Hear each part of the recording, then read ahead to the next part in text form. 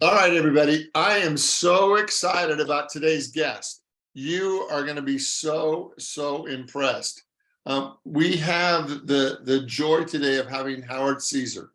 Howard Ceasar is by far, over the last 40 years, been the most successful unity minister in the movement.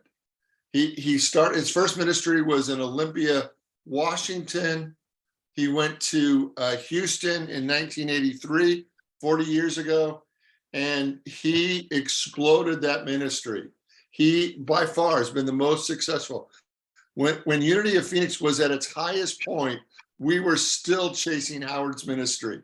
And there's two things I know. To be a great Unity minister, you have to be very good at the business aspect of church, but you have to be even better at giving people a profound experience of God.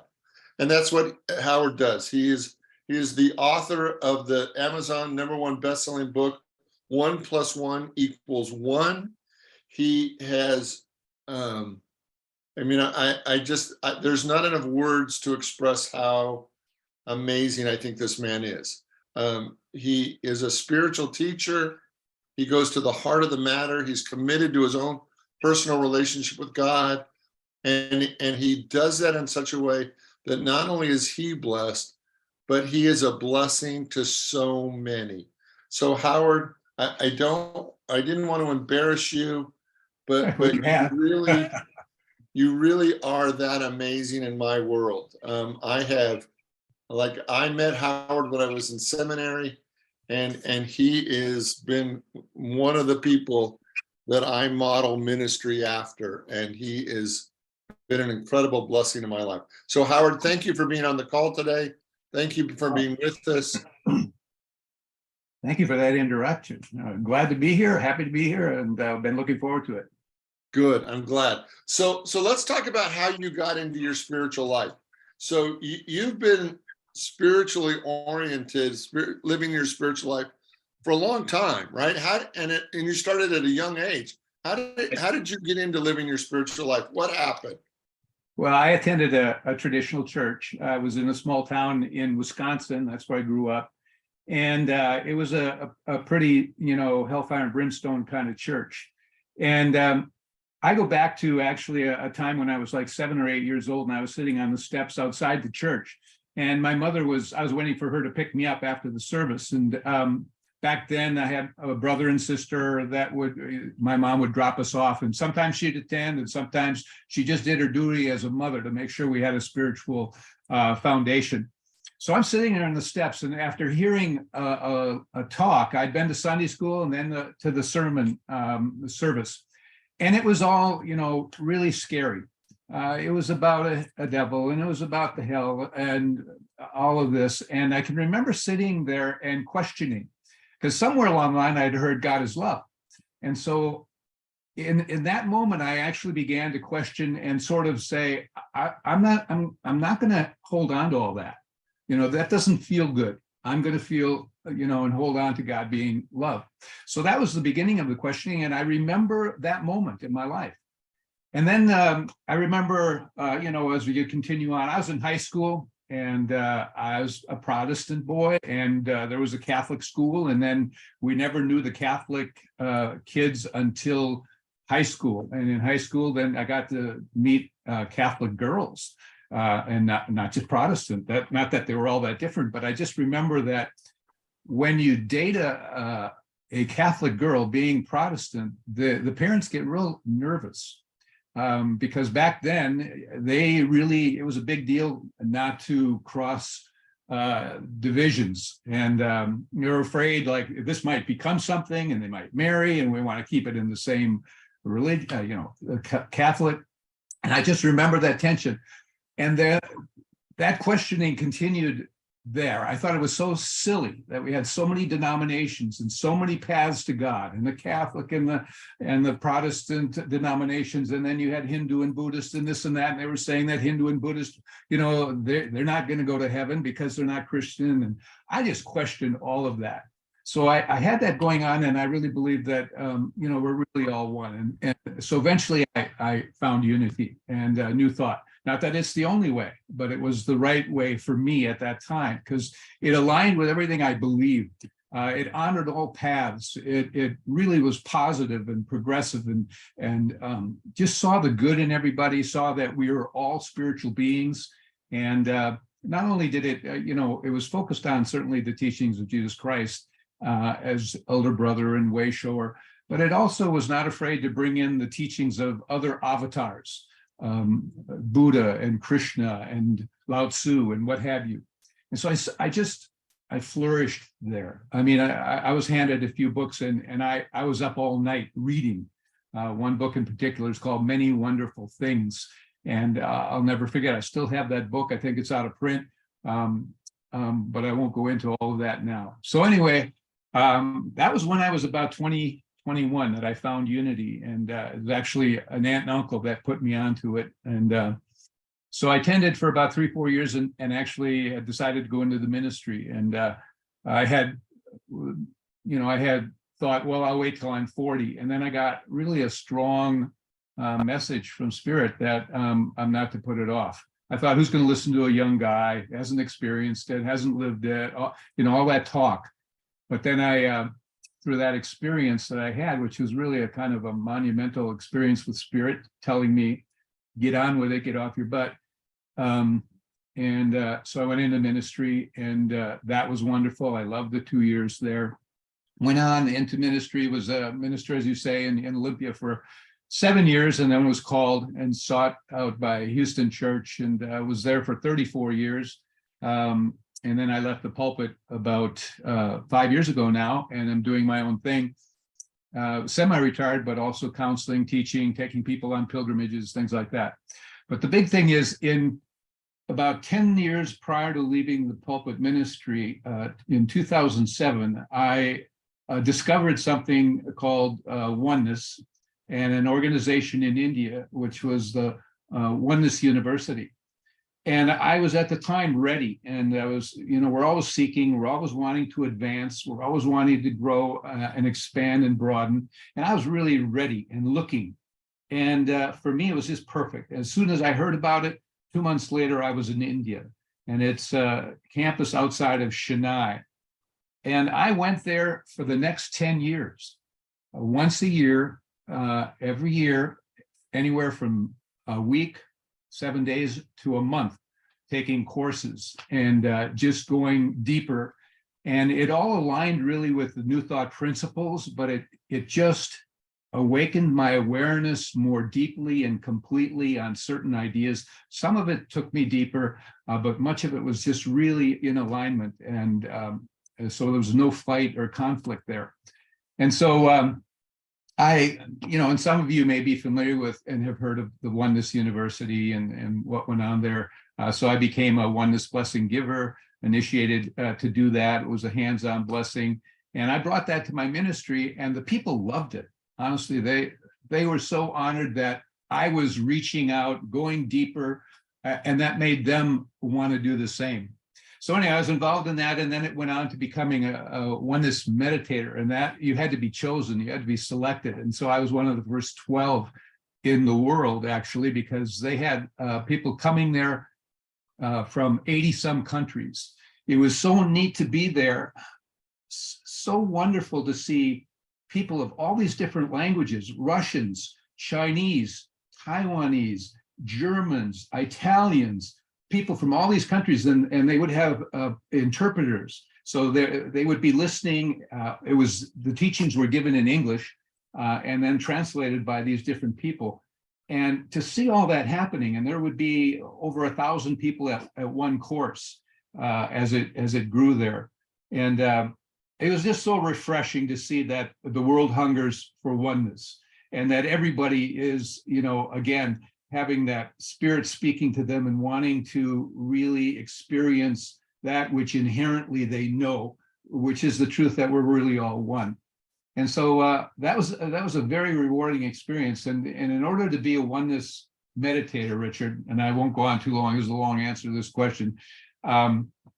one of the initiations was to go into a room, a dark room, for 5 days and 5 nights and never come out. To just actually be with yourself and with spirit without any distractions. And this room was so dark, you could do this and you couldn't see your hand. There was a bathroom, yes, but you had to, they showed you when you first went in where it was. I ended up coming out 5 days later with a bump on my head and a little cut on the forehead here, I'm in the brow, because I thought I knew where the walls were at some point, got brave and started bumping into them. But in any event, you didn't see anybody except for like 2 or 3 minutes to bring you water in the morning and water in the evening, and then a pan of raw food, vegetables in the evening. That was the only way I knew, morning or night. And you were in there and you just meditated and prayed. They had a little altar that you'd feel your way to. It was only a cot and a pillow, and there was nothing to do there but be in the dark with yourself and with this presence. And you get to a place where, in meditating and praying and just being there, that the place begins to be just dripping with a sense of presence, really. I never experienced anything like it, and I'm forever grateful that I had that experience, because whether you realize it or not, our minds are always engaging with our past and our history and our subconscious. And if we have conflict, that's pulling energy from us.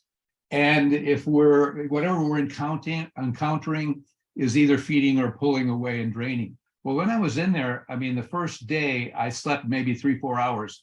After that, I didn't sleep more than like an hour per day, because there was nothing that was draining me. I was just meditating and in prayer. And it was so unique to just be totally awake and aware and attuned to a presence and a power. The whole idea of being in there was that you would be visited, really, by a presence, or that something would happen in terms of a shift. They talked about it as a neural shift from the parietal lobes into the frontal lobes. And so when I was praying at this little altar quite often and meditating, I would ask that whatever is supposed to happen, let it be recognizable, unmistakable, and know that this shift happened, that they're talking about supposed to happen by being in this dark for 5 days. And about the third day, somewhere into the third day, I was just laying there with myself. I wasn't asleep, of course. And all of a sudden, I had this jolt. It was just a jolt that came just in my head, like in my brain. Boom. And I sat up, and I was so happy because I'd never experienced anything like it. I knew that was it. I knew somehow something had shifted spirit. I was visited, whatever. And I'm sitting up, and I'm just feeling so grateful. And about 30 to 45 seconds later, I got another one. It's the same thing, as if to say, let there be no doubt. You said, let it be unmistakable. And anyway, I came out of there, and they said that, and it's true, you slow down. You are really focused. You listen to people. You really are attuned to a person when you talk to them. You walk slower. You're experiencing everything. You're engaged with the wind, the sun. There's a whole nother place that you are taken to. Have you ever seen a real spiritual person, the Dalai Lama, running? They never do. They're slowed down. They're in the kind of more awakened state.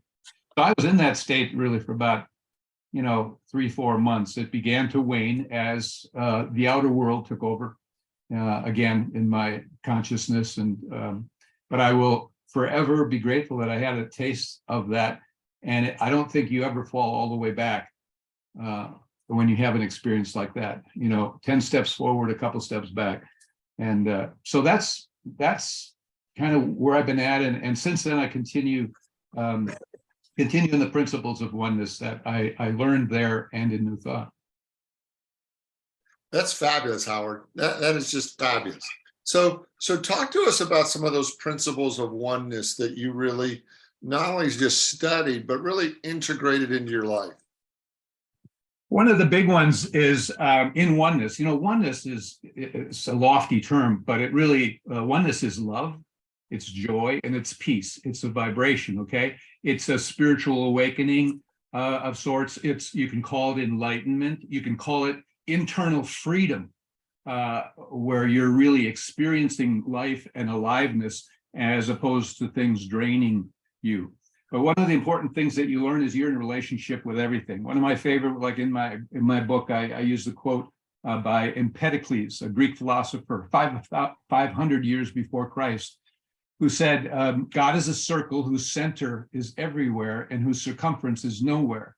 And what that says is that you can be anywhere in this universe or any universe, and where you are, the allness and the fullness and the completeness of that one life and intelligence is as complete and whole wherever you are. It fills everything. And then there is no circumference, there's no outer boundary. And so, but God is a circle. And so I think of everything in the circle is God. The trees, the moon, the stars, the sun, the planets, the universe, everything. And therefore you're in a relationship with it all. All of it is life. And you have that awareness broadening in you, where you experience it now, as opposed to being caught up in your mind with things as much. Certainly I have some of that, of course, but I mean, that's the goal, is to actually realize and engage with the idea that you're experiencing a flower when you see a flower, not walking by it. It's hard to describe, but that's what it's about. So you're in relationship with everything. The most important, of course, is your relationship with God, source.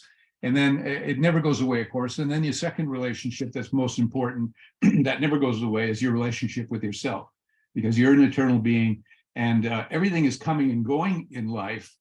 But for sure, you have a relationship with spirit, source, and you have a relationship with yourself, and that your curriculum is to know thyself, because if you really know yourself, then you know God and you're one with God. If you really know God, then you also know yourself, and they're one and the same. There's a statement that says there's like 3 steps. You know of God, you experience God, and then you are God.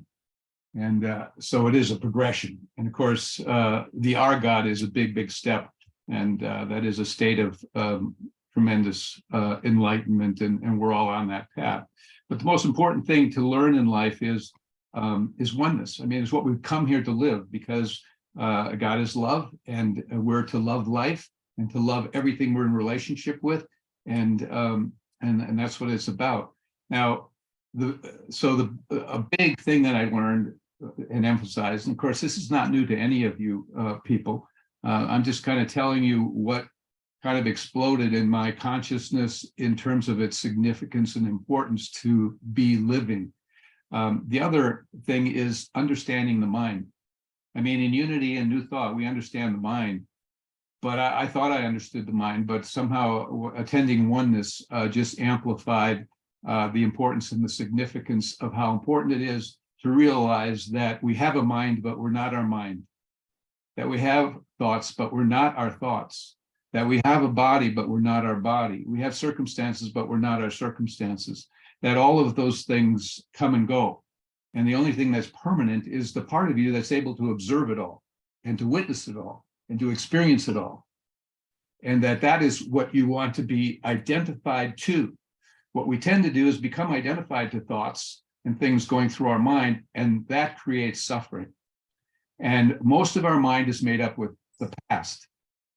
And 95% of what we experience and talk about and is going on is from the past. Things that we regurgitate, things that we've already experienced, things that we already been programmed by and just exposed to. It keeps coming up. And then we have issues, of course, to deal with, and belief systems and all of that. So the big thing to do, to learn, is to learn to quiet the mind. Now, that's not new to anybody, but how do you quiet the mind? And what was taught was you simply watch your mind. Learn to watch your mind. Have awareness, and in a friendly way, not to judge it, not to condemn it, but just to notice it. And that when you do that, it begins to actually quiet down and begin to weaken in terms of its impact if the thoughts and the things going on in your mind are of a conflictory way. If you're fighting them, if you're in conflict, and of course all of that pulls away from you. So quieting the mind and realizing that the more that you quiet mind, the more you have energy in life, because the energy that's used in conflict and fighting the thoughts and trying to get away from thoughts and run from stuff that's going on and what have you, that just pulls energy, tires you. And now you have all this reserve as you begin to quiet the mind and accept what is. Accept what is. Be at peace with what is, not be in the battle. Now you have energy for creativity, energy for now being in the moment, and realizing that there's something called mukti. Mukti is a term in the East, and basically it means that you are basically it's liberating the senses. Liberating the senses is mukti, because basically the mind is always interfering with the senses. When we sit down to eat, a lot of humanity is either in conversation, or they're worried about tomorrow, or they're thinking about something, or they're watching TV or whatever. They're not eating. Therefore, they're not experiencing. You cannot experience life with your mind. You can only experience your life with your senses, and your senses connected to your heart. And so heart is basically the voice of spirit. And when you're listening to your heart, you're listening to God. And very, very, very important, this idea of mukti, and giving and liberating the senses, and noticing that when you are experiencing something, you often are not experiencing it, that your mind is talking, it's chattering, it's commenting. The tendency of the mind, one of its functions is to judge, to compare, to weigh, to measure. And that which measures always divides. When you measure, you compare yesterday to today. That person, what they're wearing with what they're wearing today. We're groomed into that. And when you begin to silence that, you just move into experiencing the person, experiencing what is, and not evaluating it, assessing it, calling it good or bad. It's just is, and it's all perfect.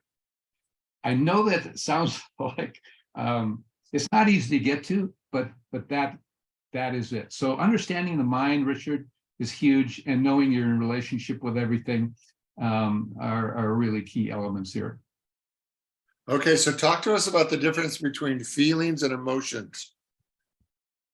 Yeah, obviously a feeling is a feeling and an emotion is a feeling, but they're different. And basically an emotion is triggered by the past. Emotion is triggered by the mind. Emotion has resistance in it. Emotion doesn't feel good in the body. Emotion is fear, the mother of all fears, really. Fear is the mother of all emotion, rather. And it basically has to do with jealousy, envy, anger, all the things that when we're feeling them, they don't feel good in the body, and they're separating and have resistance in them. A feeling is of the heart instead of the mind, and it happens spontaneously. It's a flow. You don't have to think it. It's there, and it feels good. And you don't have to. It doesn't have to do with a concept. It's love, it's peace, and it's joy. And basically, the way that those come into being is when the more we quiet the mind, the more the heart flowers. And in order to get to love, you have to be in joy first, because basically it's impossible to love when you're unhappy. When you're an unjoyful, unhappy person, you just can't love. All you're doing is craving love from everyone and anything outside yourself, as opposed to being it. So it's a very, very different kind of experience. So that's the difference for me, learning, so that there is something called felt awareness.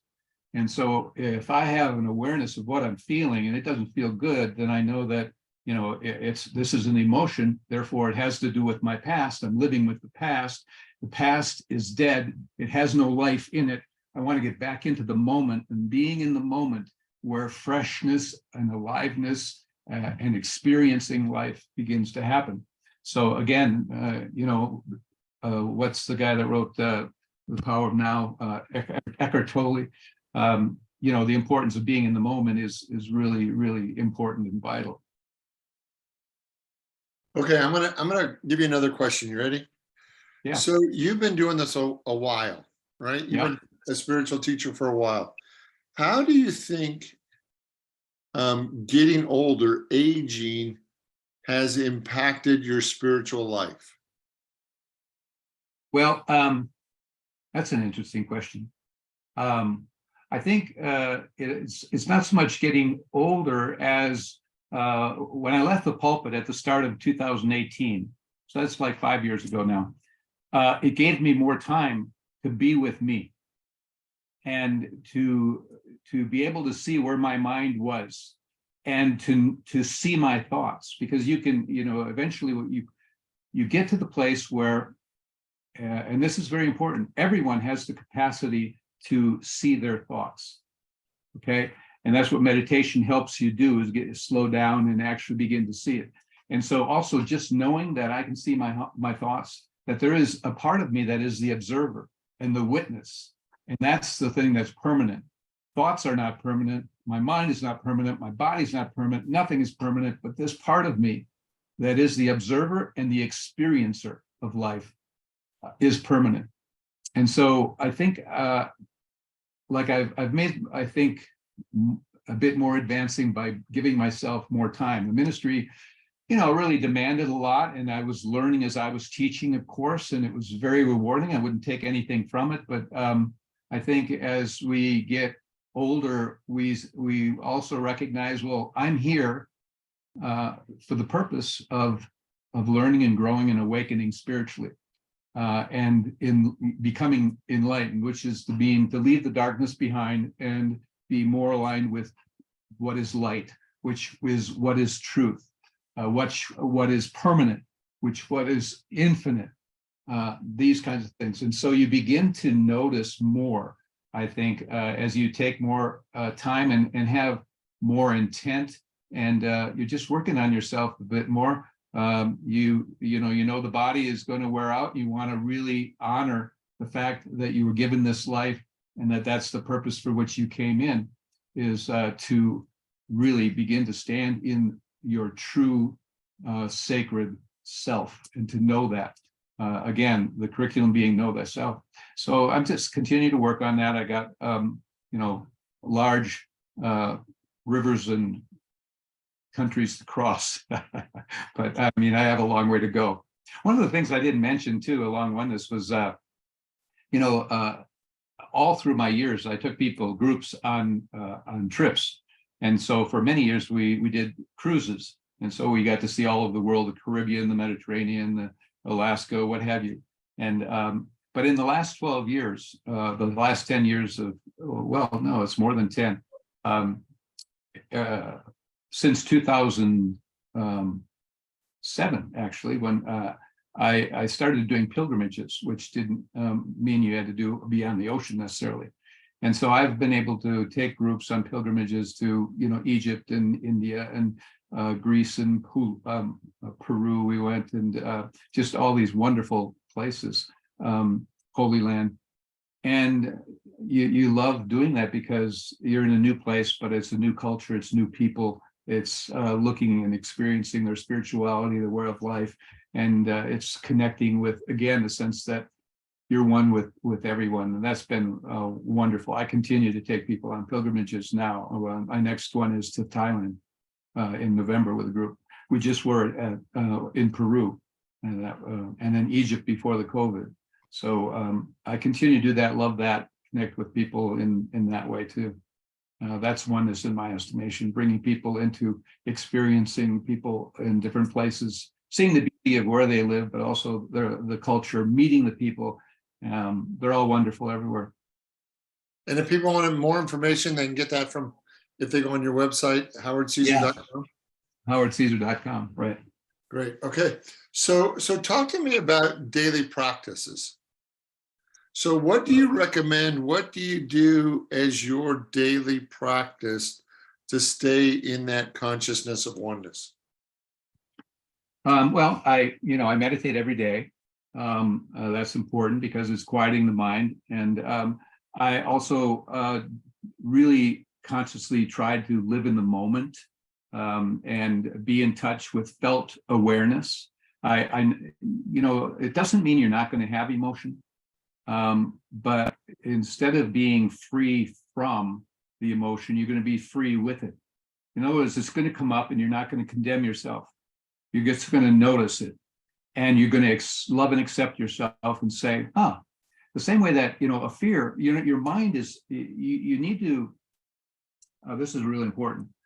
It's so important to distance yourself from your mind, to realize that you have a mind, but you're not your mind.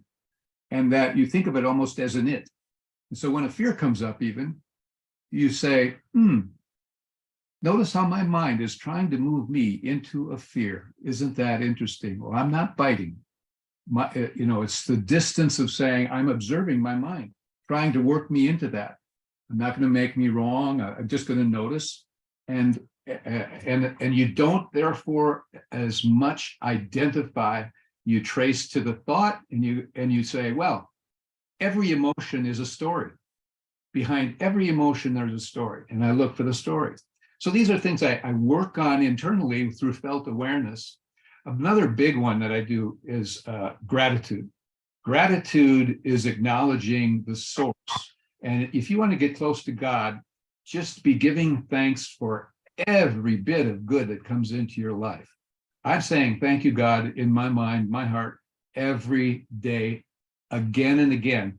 And that makes me feel very close to God. Every little thing that can be distinguished as a good, a blessing, an insight, or that, whatever. Gratitude is, they always talk about it opening the heart, but it also really aligns you in oneness as you learn to do it. And also it opens you to more good because that's what you're focused on. So that's a big thing also. And just feeling like you're in the heart, you're present, you're in the moment, loving and accepting yourself, noticing when you're not, because when you're not, you're failing to love yourself is not loving God. And also all love for life, people, everything begins with loving yourself. And people don't realize it. If you can't love yourself, you're not going to be very good at loving others. And also another big thing is trying to learn causeless love. In other words, I don't need a reason to love. Love is what I am. That's my purpose for being. That's what God is in me. And so it's also causeless joy. Those two things. And I remember when there were times, I don't seem to have it as often as I did. I had it some, but it seemed like when I was really working on oneness and I was doing oneness meditations, and there was a lot that I had to do because that was a gaze. And there's a lot involved. We don't get into that right now, but it was basically where I had to get to where I felt like God was using my eyes and the people that were in that meditation. And there would be 100, 150 people that would stay after our whole service, 1 hour service on Sundays. They got so much out of that. So it's not like it's woo-woo. I was really frightened. I had to push past fear because I was afraid I would be judged. When I was chosen to be a oneness meditator and had that experience in the dark and came back and became a oneness meditator with the gaze, I really had to fight through that. I would be accused of, this all being woo-woo and where's Howard gone? He's off a cliff somewhere or something. And, so that's what the workings of your mind does. But I experienced then more than ever causeless love and causeless joy. It would just, the energy would just happen and nothing would be occurring. There would be no reason for it. You'd get swept into it. Pretty awesome. So This sounds fantastic. All right, I'm going to open it up to questions. So if you have a question, go ahead and raise your hand. Linda, do you have a question? Yes. Thank you for being here, Howard. And I feel that I resonate with a lot of what you have said about being the observer, being one. But I want to say that for me, before I get to that point, I've had to do a lot of work from past programming of childhood and religious beliefs, 12-step programs. So I guess what I'm saying is you cannot spiritual bypass and get to the point that you are without doing some inner work and healing to get to where you're describing. Right, absolutely. I think everybody has programming and circumstances, issues that are buried, and they come up as emotions. And sometimes, we're just unconscious. We suddenly flare off in anger and we don't know why. And it really has to do with some issue that's buried. And the important thing is just to actually experience it, to throw your whole being into whatever the energy is, because emotion is something that is experienced through the body, and the only way to release it and get beyond it is to let it out. Otherwise, we create an event to vent, because this wants to get out, it wants to be healed. So yeah, it can be a process where it doesn't feel good. There's a lot of discomfort, but on the other side, it's like having a good cry, and when you get done, you feel really good, like you just something dissolved. And rather than solving our problems, we have to dissolve them, especially when they come up emotionally. So I'm with you. That's true. We are walking with a history and a past, and emotions are out of the past, out of the mind. The mind will trigger it. Some event, something happens, boom, it reminds you of something as a child. And so that stuff is buried, and you just have to feel your way through it. Yeah, So talk to us about forgiveness. Pardon me? So talk to us about forgiveness. Well, again, forgiveness is a lack of forgiveness is just a story in the mind. So you have to really recognize I've created the judge, the jury, the verdict, and everything else with my mind to justify either my unforgiveness or thinking someone else is not forgiving me. And as it has to do with someone not forgiving us, we just bless them, we love them, we in no way have it restrict us because it's just what is. We also recognize that every person is growing and unfolding, and they're not, please be patient with me, God isn't done with me yet. It's kind of like every person is working through things, and so you recognize that, and you don't hold them to have to be perfect. You just choose to love them and love the fact that they're dealing with something, even though it's something that may cause them to distance themselves from you. Thank you. All right. Any other questions? What questions do you have for Howard? Colleen?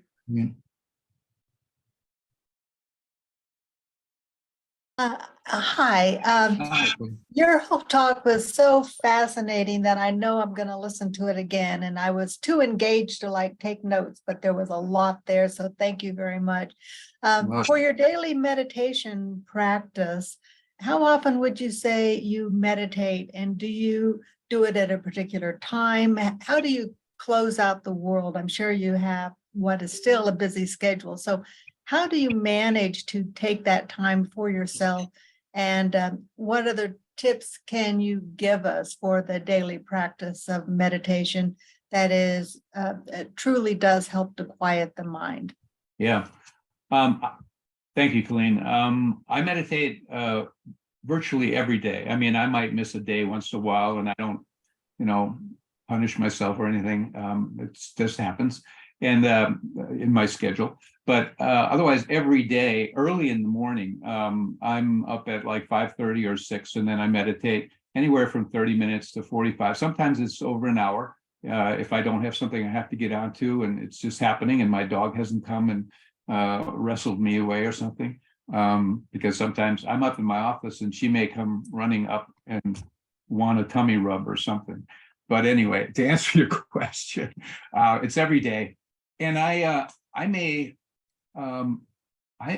just start with, acknowledging that I call in. Oh, I meant to turn that off. Sorry. Well, Howard, that just proves you are calling it in. Yeah. Yeah. But I call in and invite the presence into my life. And I also invite Jesus Christ, other avatars, Krishna, Lao Tzu, any others. I invite and acknowledge that there are spiritual light beings, entities, that we're never alone. They are always helping us. Sometimes they're the ones that's sending us a thought. I invite angels and guides and all helpers. We don't understand the mystery that is involved in this world and how close we are to beings the other side of the veil. When I went to John of God, and I don't know if you know the John of God experience, I took people on trips to John of God for 10 consecutive years. And he had a bad ending because he was a medium. And so when he was incorporated, he was basically drawing in light beings that did incredible healings. And I had them. I mean, there's no argument. I could go on and on, but in any event, he was human. And so when he wasn't incorporated, he got himself into trouble at the very end. But he had healed and helped millions of people. But what I learned there, which I could never, ever argue was not true, is that we have beings helping us if we will access them and honor them and acknowledge them. Because if we had time here, I could tell you a couple of amazing stories where things that happened to me in prayer, and immediately something happened, and that was at the Casa in Brazil with John of God. But to answer your question, Colleen, it's a good one. Sometimes I'm calling him in, and then from there I just invite a feeling of presence. I mean, a felt awareness, and then anything that comes into my mind, I just release it and let it go. Detachment is to let go. Non-attachment is to let be. And a person needs to learn in life to let be. What is. I don't need to fix everything. I don't need to engage with everything. I have to watch where my mind goes, if it goes into judgment and comparing and chatter or whatever. So you're learning that more and more. And that can happen, of course, in meditation. And you make it okay. In no way do you judge yourself in meditation. Some meditations are like out of this world, and others are just like, oh hum, just seemed like stuff got in the way or whatever. And what I do is I often bring myself right back to just focusing on my nostrils and breathing in God and out. I release in, out, in, out. And it can be as simple as that until then. Sometimes there's a part that you lose yourself, your lesser self, your smaller self, and just are taken into I've had meditations many times since going to the Oneness University where I'm shaking. The energy will shake me, not continuously, but I'll just do this because the energy is so intense, and then it's quiet again. I never had that before, but it just is. So I think the main thing is to never judge it, to love the fact that you're going and giving yourself totally to the presence and power that put you here, and that you are in a mode of listening and receptivity, and that you're also seeking to engage with the highest and deepest that is in you and that you are. Because ultimately, we are perfect and whole. We are a spiritual self, capital S. but we have created a separate self that has laid over the top. And that's who we think we are now. Sometimes people call it the ego that is edging God out, but that which is laid over the top is the mind. And the mind has argued for limitations, okay? And limiting who we think we are and the way in which we have been conditioned and programmed and patterned during the course of all that's happened to us. So in a sense, we are unlearning. It's not like we have to become a God being. The God being already is in you, perfect and whole. What you have to do is release and let go and heal everything you've covered it over with. I hope Thanks. Jeff, you want your question? Sure. Time. It used to be work-life balance. Of late, I'm also part of a 12-step program. How do you do the work-life spirituality balance? Because it seems that the more spiritual I become, the more meditation, the more church stuff, the less things I'm getting done. And I just, to be honest with you, that I used to get done. That you know, you could either earn a living type of thing. How do you deal with that? How do you just, because I think this important time is that spiritual time is a big part of the lifetime. Yeah, Gandhi used to say when he had a big problem, he'd meditate more. And the busier he got, the more he meditated. So essentially, you get to a point where you have work and there's stress related, but now you're working more stress-free. You have begun to free your mind and get more into a flow and be able to, determine what is, most important to do, what to give yourself time, where you maybe be giving time away, type of thing. You just begin to be guided, and that would be something that I would ask. I would ask, how to schedule my day and my responsibilities in such a way that I can move with ease and peace of mind to get what needs to be done, and not shortchange the part of me that wants to do spiritual work. Now, sometimes we have to say no to stuff. We may have to say no to certain things relative to work if it's not extremely important. We have to maybe say no to being asked to be in service somewhere because we're already doing as much service as we can, and we'll get back to it again or whatever. But we should never say yes when there's a part of us that wants to say no. That's being, just in integrity with yourself.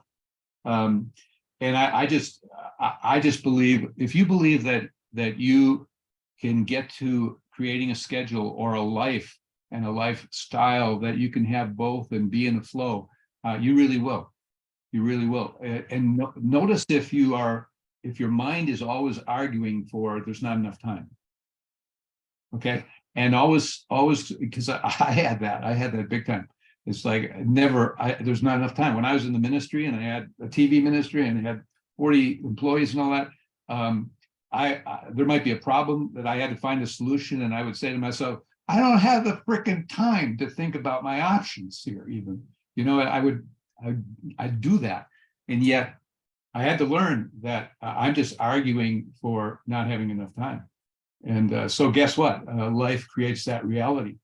So learning about oneself and things like that. I don't know if that's happening for you, Jeff, but I hope these are just some thoughts that might be helpful.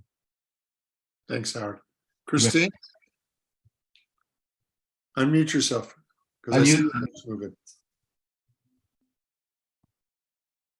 Unmute yourself, Chris.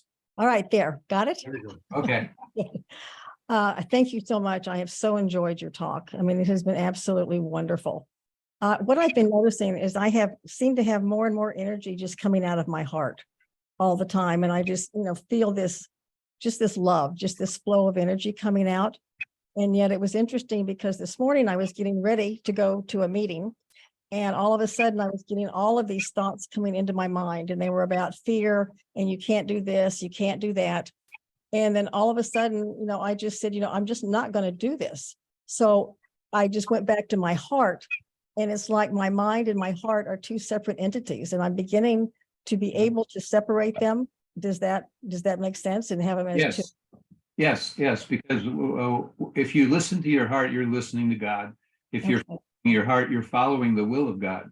Our mind, keep in mind, is 95% of the past and 5% about the current.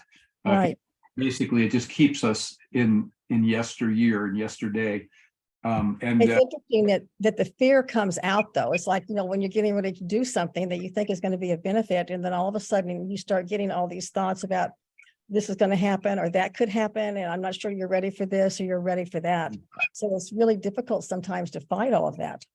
yeah, it can be difficult, but the start of it is what you did, which is Yeah. great. You basically kind of separated yourself, Yes, absolutely. yourself independent of the mind, Mhm. and recognize, do I want to identify with that? The mind will always bring up some of its old patterns, Mhm. or you begin to call it on it and say, there's my mind wanting to create a story, me into fear. I'm not going there. Going to honoring, my wholeness and the fact that Spirit's in charge and I'm a love being, and greater is that within me than any circumstance I may be encountering in this day. Exactly. Well, thank you so much. It's gone. Thank you. All right, anybody else have a question? Okay, Howard, can I make another request? Maybe. So would you lead us in a meditation or a blessing as we close today? I'd be happy to. Because I want to make sure we give you enough time to kind of show us how your meditation life, how you do it, right? So I want to actually taste the wine, not just talk about it. Oh boy, you're really putting it on me. Well, I know you can do it. Yeah. Well, a big part of meditation is really quiet, but you're asking for a guided meditation. And so let's just really go to that place within ourselves where we know that we're much more than the world of form outside ourselves. Yes, we have a body, but we're not our body. Yes, we have thoughts, but we're more than thoughts. We are this perfect, whole, complete child of God. And just comes to mind, there's a verse where Jesus is praying. This is in the Gospel of John. Jesus is praying to God, Father, the glory you have given me, I have given them, that they may be one as we are one. You and me and I and them, that they may be completely one. And so that was Jesus' ministry, that we may learn the truth, the principles, the one reality that we are really one with God, just as he was able to say, the Father and I are one. And so go to that place. You are already one with it. You are one with the presence and the power that is in and throughout the universe. God is a circle whose center is everywhere and whose circumference is nowhere. There is no limit. You're one with all life, all beings, all people, all good. And that you now consciously choose to open yourself up more completely and more deeply than you ever have to God's infinite good. God comes pouring in, God's joy keeps coming in, a sense of peace and well-being. You know that you are being guided always. You continue to trust your heart as the voice of God, that when you go to your heart, you're going to the altar of the one presence and power that would guide you and take you into all that is good. And so we know that we walk this path each and every day, never, ever alone. And we have the help and support in numerous ways and from numerous beings that are helping and assisting us. And so we cherish this life. We are blessed in this life. We give thanks for this life. It is a gift. We chose to be here and we chose to grow here. And we just give thanks. We're ever so grateful. And so it is. Amen and amen. Howard, thank you for being with us today. You are such a blessing to us, such a blessing to our world, and we're really touched by your spiritual presence. Thank you, and thank you everyone for taking the time to tune in. I was very honored that you were here. Blessings to you all. Okay, Howard, Thank you, Richard. Thank you, Richard. Thank you, buddy. Okay. All right, next week we have Shad Groverland, who's the CEO of Unity Worldwide Ministry. He's going to be talking to us about spiritual vision and leadership. And I think you're going to love it. I also want you to mark your calendar for June 2nd. We're doing brunch together. On June 2nd, it's a Friday, 10 o'clock a.m. We're going to do brunch together. We're going to get to know, we got new people in the community. We're going to get to know each other better. So I'm going to have bagels for everybody. So join us for bagels and hot tea for brunch on June 2nd. And then the meditation workshop, if everything goes well, God willing, the meditation workshop is going to begin on June 9th. It's going to be June 9th, 16th, and 23rd. So it's going to be a 3-week, an hour on Friday mornings at 10 o'clock for meditation. I'm going to share my meditation practice with you. And it's really going to be about how do we deepen our connection with the divine. And so that'll be on Fridays, June 9th, 16th, and the 23rd. All right. And so next week is Shad. I think we've got a great schedule for July as well. And then Betty's going to start beginning after that.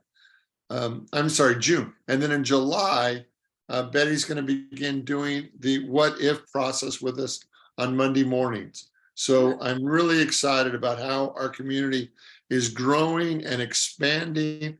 And when we do brunch on the Friday on June 2nd, you can invite a friend. If there's somebody you've been talking to about the Rise community and you want to invite a friend for brunch, I'm buying the bagels and I will teleport them to you.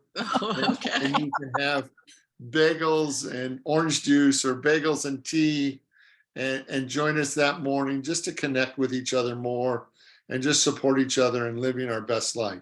All right, you guys, if you have any questions, and I've got a poll tomorrow in the community about meditation that I'd love for you to take and to really support you in going deeper as I prepare for my class on the 9th. Okay, you guys, God bless you all. Have a great week, and I look forward to being with you next week.